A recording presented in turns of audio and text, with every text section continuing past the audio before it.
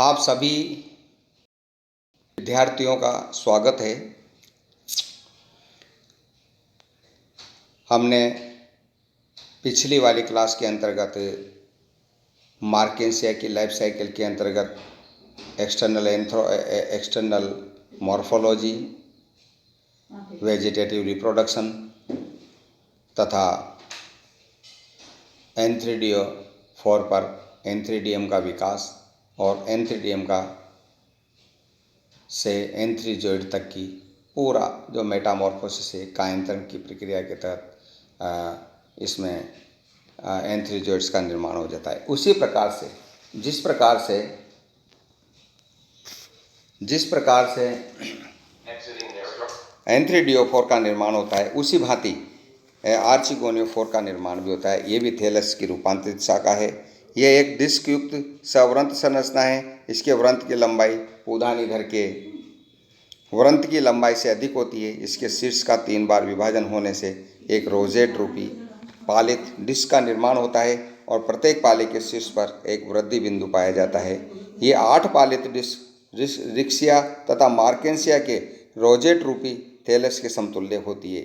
इस तथ्य की पुष्टि पालियों में उदग्र काट में दर्शित अपाक्ष व अभेक्ष सतहों की संरचना से की जाती है। आर्चिगोनिया 4 में आर्चिगोनिया की स्थिति। शिशु पात्र में आर्चिगोनिया का निर्माण पात्र की ऊपरी सतह पर अग्राभिसारी क्रम में होता है या शिशु स्त्रीधानियाँ परिधि की ओर तथा परिपक्व स्त्रीधानियाँ डिस्क के केंद्र की ओर स्थित होती है। इस अवस्था में स्त्रीधानियों की ग्रीवा ऊपर की ओर दिष्ट होती है और डिस्क की प्रत्येक पाली में 12 से 14 तक आर्चिगोनिया एक पंक्ति में व्यवस्थित रहती है। इस अवस्था में स्त्रीधानीधर की डिस्क अवृंत प्राय होती है और निषेचन इसी अवस्था में होता है। निषेचन के पश्चात आर्चिगोनियोफोर के वृंत की लंबाई में वृद्धि होती है। इस प्रक्रिया में डिस्क की ऊपरी सतह के केंद्रीय भाग की वृद्धि निचली सतह की तुलना में अधिक तेजी से होती है, जिसके परिणाम स्वरूप डिस्क की पालियों पर स्थित आर्चिगोनिया नीचे तथा अंदर की ओर आ जाती है। इस प्रकार परिपक्व आर्चिगोनियोफोर में आर्चिगोनिया निलंबी एवं इनकी ग्रीवा नीचे की ओर दिष्ट हो जाती है। इनके प्रतिलोमन के साथ डिस्क की प्रत्येक पाली से आर्चिगोनिया की पंक्ति के दोनों ओर प्लेट के समान एक कोशिका मोटे उत्तक का विकास हो जाता है, जिसे पेरिथीशियम और परिलिंगधानी या परिचक्र इन्वोलूकर के नाम से जानते हैं। इस प्रकार परिपक्व आर्चिगोनियोफोर में प्रत्येक पाली की आर्चिगोनिया समीपवर्ती वाली पाली की आर्चिगोनिया से परिचक्र द्वारा पृथक रहती है।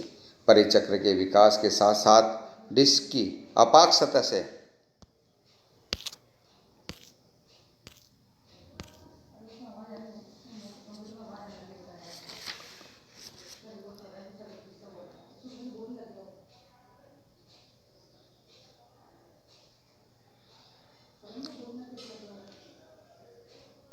डिस्क की अपाक्ष सतह से आर्चिगोनिया की पंक्तियों के बीच लंबे हरे बेलनाकार प्रवर्ध विकसित होते हैं, जिन्हें रश्मि कहते हैं, जिनकी संख्या प्राय 9 होती है।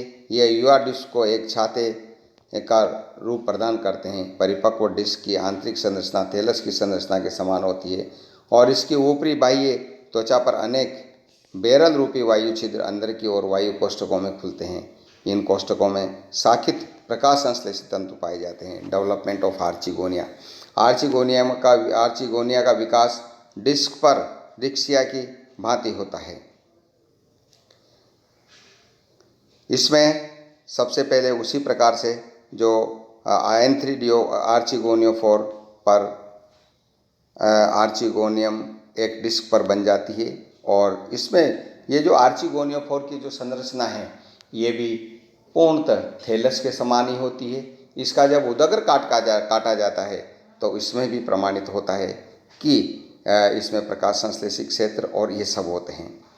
जब आर्चिगोनियम का निर्माण सेम उसी प्रकार से रिक्सिया की भांति जब आर्चिगोनिया का विकास हो जाता है तो इसमें ऊपर की जो डिस्क के ऊपर पाई जाने वाली जो आर्चिगोनिया है, जैसे ही इसमें आर्चिगोनिया में निषेचन होता है, निषेचन जल की अवस्था में होता है। निषेचन के लिए जल अति आवश्यक होता है, क्योंकि इस वंश में नर और मादा जननांग अलग अलग तेजस पर विकसित होते हैं। निषेचन युग्मकोदर की लंबाई से वृद्धि के पूर्व होता है। पूधानी से विमुक्त पुंगण वर्षा के जल में तैरकर स्त्रीधानी के पास पहुँचते हैं और इस समय अंडधानी की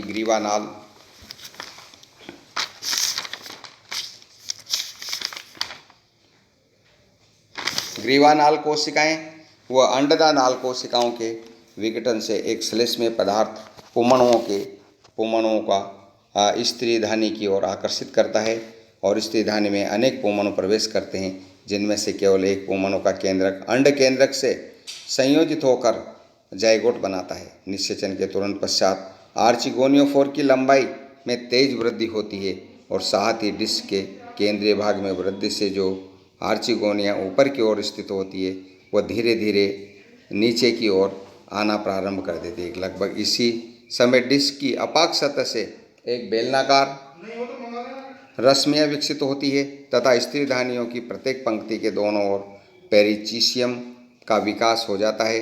निषेचन के फलस्वरूप विकसित द्विगुणित सेल ऊस्पोर बन जाता है। ये आकार में वृद्धि कर अंडदा की पूर्ण गुहिका को घेर लेती है और इसके पश्चात निषिक्तांड अपने चारों ओर भित्ति स्रावित कर लेता है।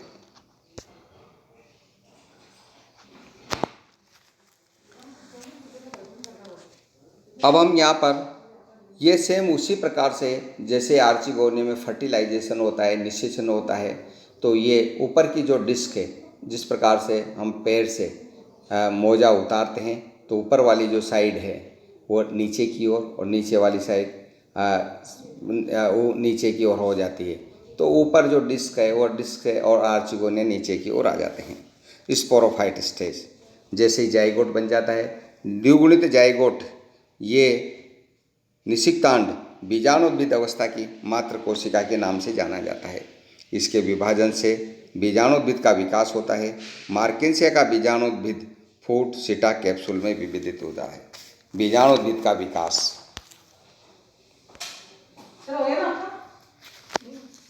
निषिक्तांड का प्रथम विभाजन अनुप्रस्थ भित्ति द्वारा होता है। दोनों होने से ऊपर की ओर एपीबेसल सेल व नीचे की ओर हाइपोबेसल सेल बनती है। मार्केंसिया पॉलीमोर्फा व मार्केंसिया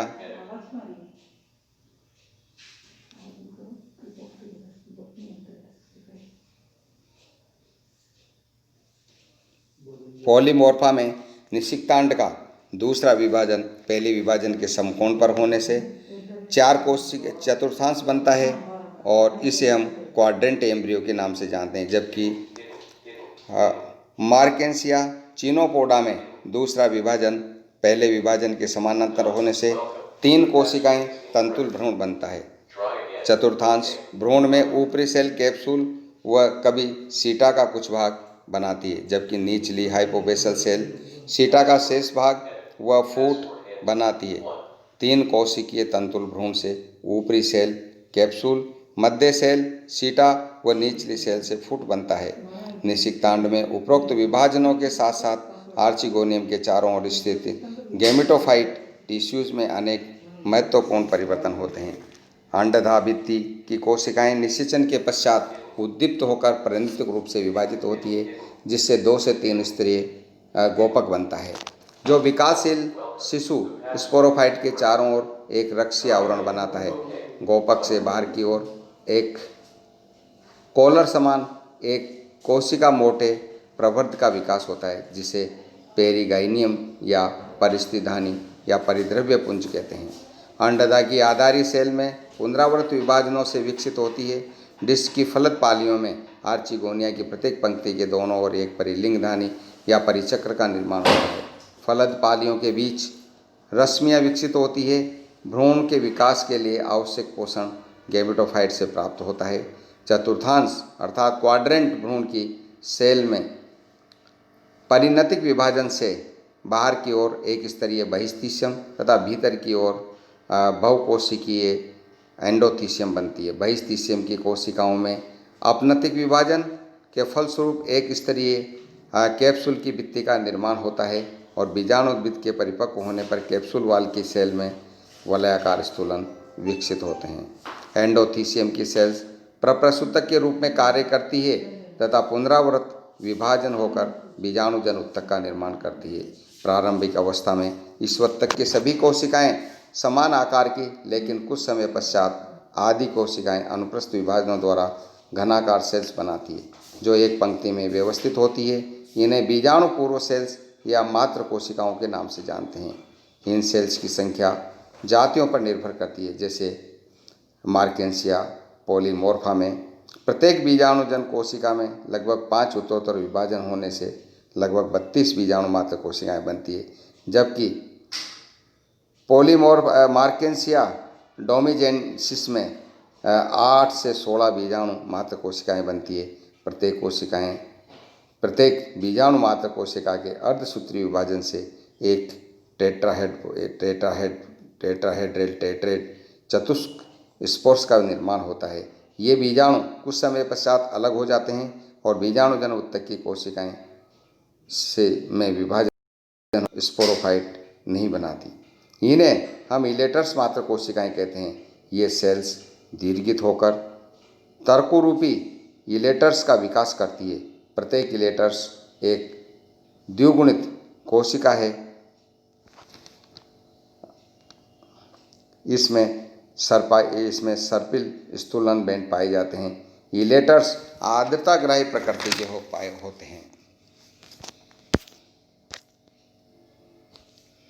ये आर्द्रताग्राही प्रकृति के होने की वजह से ये जो कैप्सूल है अर्थात जो बीजाणुद्भिद है, इस बीजाणुद्भिद को स्फुटन में सहायक होते हैं। इसमें हम डायग्रामेटिकली यदि देखते हैं तो आप ये चित्र जो देख रहे हैं, इसमें जाइगोट का निर्माण हो जाता है। जाइगोट में ट्रांसवर्स डिवीजन होता है। ऊपर की ओर हाइपोबेसल सेल बनती है, नीचे की ओर एपीबेसल सेल बनती है और चारों बाहर की ओर जो ये जैसे ही निषेचन होता है उद्दीप्त होकर पेरिगाइनियम का निर्माण करते हैं। अब ये जो चारों जो कोशिकाएं हैं, ये दोनों कोशिकाएं, इन दोनों कोशिकाओं में विभाजन होता है। एक वर्टिकल डिवीजन होने से क्वाड्रेंट एम्ब्रियो का निर्माण होता है। इनमें 2 उदग्र विभाजन और एक परिणतिक विभाजन के फलस्वरूप इसमें बाहर की ओर जो एम्फीथीसियम होती है उसमें एंटिक्लिनल विभाजन से एक आवरण बन जाता है और एंडोथीसियम की सेल जो है ये आगे चलकर इसमें उत्तक का निर्माण करती है। इसमें ये जो तीनों प्रकार की जो सेल्स होती है जो इसमें, तो ये फूड, सिटा और कैप्सूल का निर्माण करती है। परिपक्व बीजाणुद्भिद की संरचना का जब हम वर्णन करते हैं तो मार्केंसिया का बीजाणुद्भिद फूड, सिटा, कैप्सूल में विभेदित होता है। फूड ये बीजाणुद्भिद का आधारीय चौड़ा भाग है जिसके द्वारा ये युग्मकोद्भिद से जुड़ा रहता है। ये मृदुतक के कोशिकाओं से निर्मित एवं युग्मकोद्भिद से पोषण अवशोषित कर कैप्सूल को पहुंचाता है। सीटा ये फूड तथा कैप्सूल के बीच स्थित मृदुतक के क्षेत्र है। इस क्षेत्र की कोशिकाएं कोशिका द्रव्यधानी युक्त होती है और प्रारंभिक अवस्थाओं में ये संकीर्ण कोशिकाओं से निर्मित एक छोटे क्षेत्र के रूप में होता है। लेकिन कैप्सूल की परिपक्वता के साथ साथ सीटा की कोशिकाएं अनुप्रस्थ रूप से विभाजित होकर सीटा की लंबाई बढ़ाती है। सीटा की लंबाई की वृद्धि से कैप्सूल के एलिप्ट्रा को तोड़कर बाहर आ जाता है। परिपक्व अवस्था में कैप्सूल लगभग अंडाकार पीले रंग का बंदे सेल्स से आवृत होता है। इस आवरण को हम कैप्सूल वाल के नाम से जानते हैं। कैप्सूल वाल की कोशिकाओं में वलयाकार स्थूलन पाए जाते हैं। कैप्सूल में अनेक बीजाणु व इलेटर्स का निर्माण होता है। स्पोर्स प्रत्येक बीजाणु गोलाकार व 12 से और 30 माइक्रोन व्यास के होते हैं। बीजाणु मोटी बाह्य चोल तथा अंत पतली चोल द्वारा आवृत होता है। कुछ जातियों में बीजाणु बहिश्चोल के बाहर एक अतिरिक्त पेरिस्पोरियम भी पाई जाती है। प्रत्येक बीजाणु में धान्ययुक्त कणिका में कोशिका द्रव्य वो एक सुस्पष्ट केंद्रक होता है। मार्केंसिया पॉलीमोर्फा में प्रति कैप्सूल औसत 3 लाख बीजाणु पाए जाते हैं। कैप्सूल के बाहर कैलिप्ट्रा पेरिगाइनियम व पेरिचीसियम की 3 परतें पाई जाती है। कैप्सूल का स्फुटन। कैप्सूल के परिपक्व होने पर सीटा की कोशिकाएं विभाजित हो सीटा की लंबाई बढ़ जाती है, जिससे कैप्सूल की आवरणों को तोड़कर बाहर निकल आता है। अनावृत कैप्सूल की एक स्तरीय भित्ति शीर्ष से पीछे की ओर अनुदैर्ध्य कपाटों में विभाजित हो जाती है। कपाटों की संख्या अनिश्चित होती है। कपाटों के सूखने पर ये पीछे की ओर मुड़ जाते हैं और इस प्रकार के कैप्सूल वाल फटने से बीजाणुओं का प्रकीर्णन आर्द्रता ग्रहित इलेक्ट्रिक की सहायता से हो जाता है। वातावरण में आर्द्रता की कमी व अधिकता पर इलेक्ट्रस क्रमशः सिकुड़ते व फैलते हैं। इस प्रक्रिया से उत्पन्न झटकों द्वारा बीजाणु हवा में फेंक दिए जाते हैं। इस प्रकार से बीजाणु युग्मकोद्भिद प्रावस्था की मात्र कोशिका। Spore is a mother cell of gametophyte. बीजाणु का अंकुरण मार्केंसिया में बीजाणु लगभग 1 वर्ष तक जीवन क्षम होते हैं। ये किसी उपयुक्त अधो स्तर पर गिरकर जल अवशोषित कर आकार में पर्याप्त वृद्धि कर इस अवस्था में क्लोरोप्लास्ट पुनः प्रकट हो जाता है और बीजाणु का प्रथम विभाजन एक अनुप्रस्थ भित्ति द्वारा होने से एक बड़ी क्लोरोप्लास्ट युक्त सघन कोशिका द्रव्य युक्त कोशिका बन जाती है।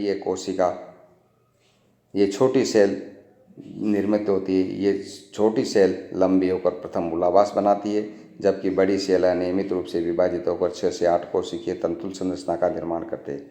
इसके शीर्ष भाग की चौड़ाई 2 से 2 कोशिकीय होती है और इसमें कोई भी एक सेल शीर्ष सेल के रूप में कार्य कर 2 तलों में विभाजित होते हैं। इस प्रकार से नए थैलस का निर्माण हो जाता है। सभी थैंक यू।